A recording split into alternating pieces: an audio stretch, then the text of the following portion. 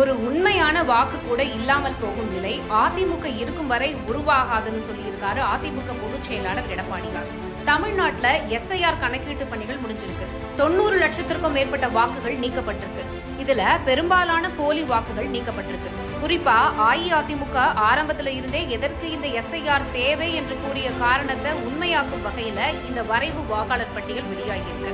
இது ஒன்றும் ஃபைனல் கிடையாது. இன்னும் 2-3 முறை விடுபட்ட வாக்காளர்கள் சரிபார்ப்பாங்க. கடைசியா தான் ஃபைனல் வாக்காளர்கள் பட்டியலை வெளியிடுவாங்க.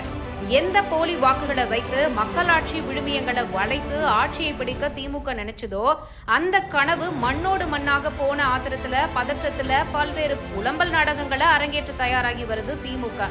பொம்மை முதல்வர் தலைமையிலான திமுக பல கட்டுக்கதைகளை அவிழ்த்து விட்டு வாக்குகள் பறிபோன மாதிரி சித்தரிப்பாங்க. அவங்க சதி வலையில யாரும் விழ வேணாம். ஒரு உண்மையான வாக்கு கூட இல்லாமல் போகும் நிலை அதிமுக இருக்கும் வரைக்கும் உருவாகாதுன்னு உறுதியா சொல்லி இருக்காரு அதிமுக பொதுச் செயலாளர் எடப்பாடியார்.